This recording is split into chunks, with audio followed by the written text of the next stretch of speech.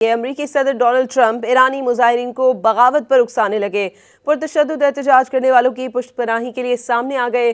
Social media پیغام میں کہا کہ مظاہرے جاری رکھیں، اداروں پر قبضہ کر لیں، امداد راستے میں ہے، زیادتی کرنے والوں کی فہرست بنا لیں، انہیں بڑی قیمت چکانی پڑے گی۔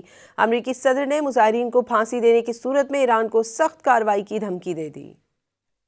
امریکی صدر ڈونلڈ ٹرمپ نے ایران کو پھر حملے کی دھمکی دے دی۔ ٹروتھ سوشل پر لکھا، عوام مظاہرے جاری رکھیں، سرکاری عمارتوں پر قبضہ کر لیں، مظاہرین کو قتل کرنے والوں کے نام یاد رکھیں۔ امریکی صدر کا کہنا تھا، زیادتی کرنے والوں کو بھاری قیمت چکانی پڑے گی، مدد راستے میں ہے۔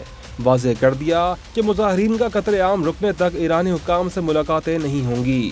امریکہ اور آسٹریلیا نے اپنے شہریوں کو ایران چھوڑنے کی ہدایت بھی کر دی۔ ادھر میڈیا رپورٹس کے مطابق اتوار کی رات قطر کے العدید ایئر بیس سے کئی امریکی جنگی طیاروں نے پروازیں کی۔ رپورٹ میں بتایا گیا کہ KC-135 ایئر ریفیولنگ ٹینکر اور B-52 اسٹریٹجک بمبار طیاروں نے پروازیں کی۔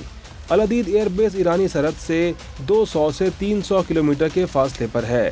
دوسری جانب ایرانی آرمی چیف نے بھی واضح کر دیا کہ ایران پہلے سے زیادہ مضبوط حالت میں ہے۔ 6 ماہ میں جو تیاریاں کی ہیں وہ امریکہ اور اسرائیلی جارحیت سے نمٹنے کے لیے کافی ہوں گی۔ قاتلوں کے نام یاد رکھنے کے ٹرمپ کے بیان پر ایرانی سلامتی کونسل کے سربراہ کا جواب بھی سامنے آ گیا۔ علی لاریجانی نے ایکس پر لکھا کہ ایرانی عوام کے 2 قاتل ہیں، پہلا ڈونلڈ ٹرمپ، دوسرا نیتن یاہو۔